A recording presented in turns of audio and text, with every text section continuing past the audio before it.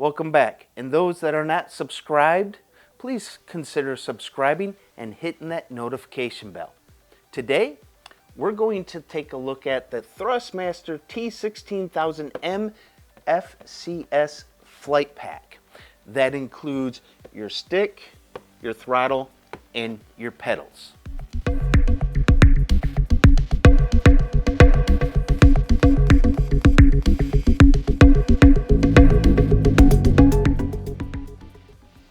So you're considering a HOTAS setup for your flight sims or your futuristic sims, things like that. So we're going to go over the whole flight pack, and down below I will have links to the HOTAS setup as well as the flight pack. And please use those links for purchases if you would like to support this channel. Now moving forward, let's go over the flight stick. The first thing I want to mention here about the flight stick is the 8-way POV hatch switch up at the top, the 3 buttons here, your trigger, and actually the stick itself. The stick itself is very ergonomic. It also can be switched over to a left hand if need be. There is a piece that you just put over there to replace this one, and then you can use it as a left hand southpaw. Also, for that configuration of the left or right hand, there is a switch on the bottom right here. We will get back to the bottom with some of the other things on there that I think is very important actually to this setup. Now moving on from the stick, down below when it's used, I don't have it plugged in right now, but when it's used it will light up once you make the slightest movement. This is one of the things that I do like about this particular flight system I've used. I've had 1 or 2 others in the past, but it was very long ago, and the technology has come quite a ways, as a matter of fact. But the system that they have here is the smart system, and it's really nice and tight. So it reacts to just about every movement you put on it. Now, speaking of movement with the stick, if you want to just go with the stick and not the HOTAS, in other words with the throttle and or the pedals, you can use the stick turning it left or right in order to use your rudder. So you also have rudder control just with the stick. Now speaking of other controls like that, you also have the throttle here. I'm not a big person to use the throttles on sticks, and that was one of the reasons why I went with the flight pack, is that I wanted the full immersion with the pedals and the throttle. Now with that out of the way, I'd like to go over, you have I believe it's a total of 16 all the way buttons on here. So you have 6 here and 6 here. So that's a total of 12 that you have buttons you can program. Now, the last thing about this, and this is kind of one of my pet peeves about this particular system, is the tippability. If you get too excited, you can move this very easily. The stick is almost in a round format as opposed to a square. This is the only thing that I really don't like about the stick itself. But Thrustmaster has given you an option. There's a screw hole here and a screw hole down here where you can either attach it to a flight sim seat setup and or to, let's say, a bigger, let's say, piece of wood if you wanted to do that. So those are options there for that. One of the big things that I have noticed within, let's say, DCS is the rudder control. Now, if you're going to use the rudder control, in other words, the left and right, I would actually go into DCS and disable the stick rudder left and right. That is something that I have noticed that would actually help you out when you're flying, because it's pretty easy. Like I said, the system is very, very touchy, and it's very easy to twist this just enough to get rudder control out of the stick function on the twist. So in my flight sims, I disable the flight stick rudder control.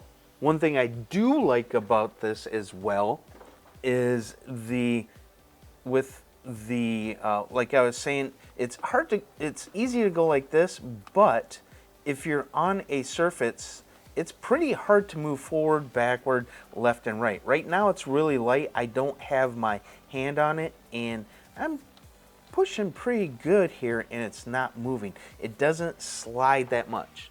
Well, as you can see, I have a mat down. If I remove the mat, I still get the same resistance, if not more, on this. Yeah, it's moving a little bit, but once you put your hand down, you get excited, start pushing down, even the slightest bit, it's not going anywhere. It's like I showed before, the tippiness if you get too excited, which you don't have to because of the sensitivity. Like I said, if you can't tell, I'm very, very excited about the stick sensitivity there. It's awesome, and that may be why there isn't a bigger or a more square base on this, is because you have to just barely move this stick. It's sweet. I like it. My take on the stick is it is a awesome setup. I like it. If you can just afford the stick, just get the stick. I mean, it is a very, very nice setup. You have everything you need: throttle, rudder, you know, all the buttons that your little heart could ever want, and it's just, everything's right here for you if you don't mind using these as well. Here's your throttle system. It's the TWCS Thrustmaster Weapons Control System is what it's designated by Thrustmaster. First, let's go over the sliding mechanism for the throttle itself. This is what a lot of people are going to want this for, and it's very smooth for the most part. Every once in a while, it will not be, especially on very small movements. You probably saw that, but that stutters a little. And what you can do, once you put some weight on it, it smooths it out, okay? And you can move it, but small movements are a bit of a problem. So what you can do down here, and I have not done it yet, but there is a screw on the bottom here that you can loosen up. I believe it's right here on the rails, these two right here. Don't quote me on it. I haven't looked it up. I haven't tried it yet, but you're supposed to be able to take a Phillips screwdriver and loosen it up so that it is either smoother for you or tighter, whichever you would like to do. Now, moving on, your button system is rather interesting. The size for this throttle for me, I think, is a little big for my hand. I have like a medium, maybe approaching on small. So if you have a smaller hand, you still can use this. I can put my hand back here and still reach these buttons right here. And these are your pedals. As long as we're up here, here's your pedals. I also disable these on this so that I don't accidentally hit those when I go to reach for these two buttons, and as well as this switch right here. I call this a switch because it goes up and goes down. Now also, this is another It's like your mouse is what you can use it for a lot of the times in different flight sims. In other words, a joystick type of deal. You can use just this and control your aircraft like this if you like. So that's another option you have. Let's move on over to the side. You have another POV, 8-switch, 8-way POV. And then these two are just 4-way switches. Okay, and then you have your other button. I forgot one thing here, and that is this right here. I have read online that people actually just either disable this or don't use it at all if it's not configured, because on your, while you have your hand here, you can, if you go forward and back, you're gonna hit that right there and it's gonna go forward and backward. My hand is just small enough where there's about 1/4 of an inch there. Even reaching for this button over here, my finger does not touch that at all. See, it's not touching it.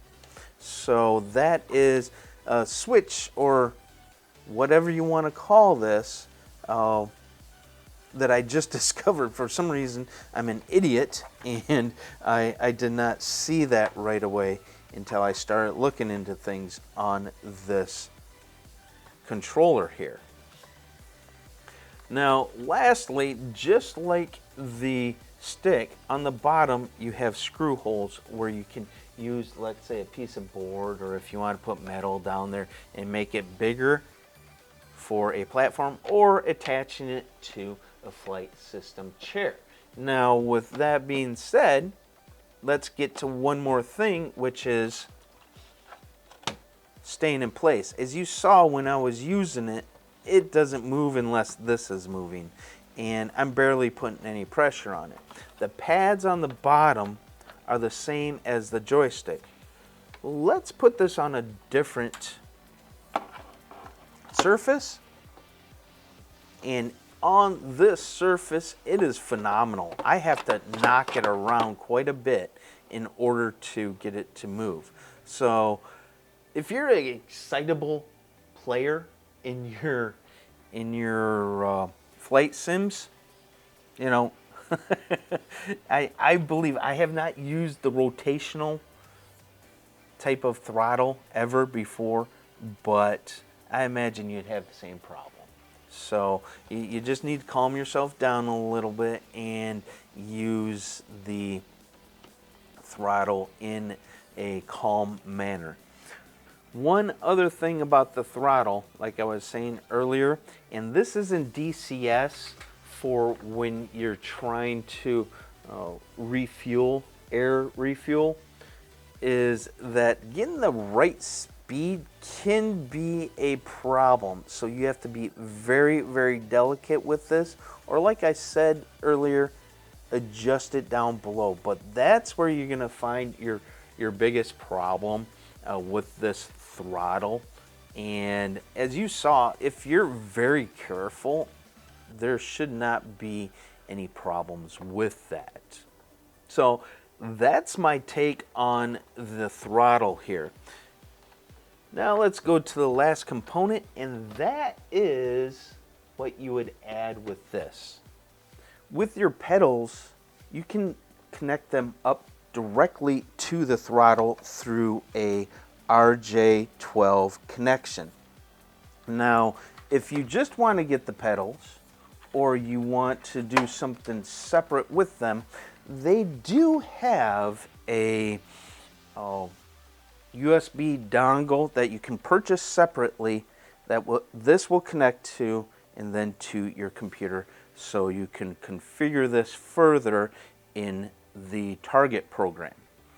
Now, with that aside, let's go over the pedals themselves and my experiences with those.